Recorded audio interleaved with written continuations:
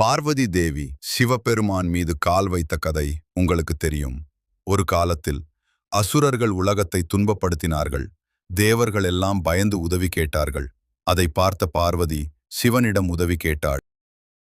ஆனால் சிவன் அந்த அசுரர்களை அழிக்க முன் வரவில்லை. ஏனெனில் பார்வதி தன் உண்மையான சக்தியை உணர வேண்டும் என்று நினைத்தார். அதை கேட்ட பார்வதிக்கு கோபம் அதிகரித்தது. அந்த கோபம் ஒரு கொடிய சக்தியாக வெளிப்பட்டது. அவள் காளியாக மாறினாள்.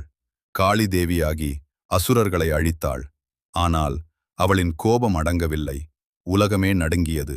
அப்போது உலகத்தை காப்பாற்ற சிவபெருமான் ஒரு முடிவு எடுத்தார். அவர் அமைதியாக காளியின் வழியில் தரையில் படுத்தார். கோபத்தில் இருந்த காளி அதை கவனிக்காமல் முன்னே வந்தாள். அடுத்த நொடியில் அவள் கால்கள் சிவபெருமானின் மார்பில் பட்டது. அந்த தருணத்தில் நான் என் கணவர் மேல் கால் வைத்து விட்டேனா என்று உணர்ந்தாள். அவளின் கோபம் உடனே அடங்கியது. இதுவே காளி சிவபெருமானின் மார்பில் கால் வைத்த காரணமாகும்.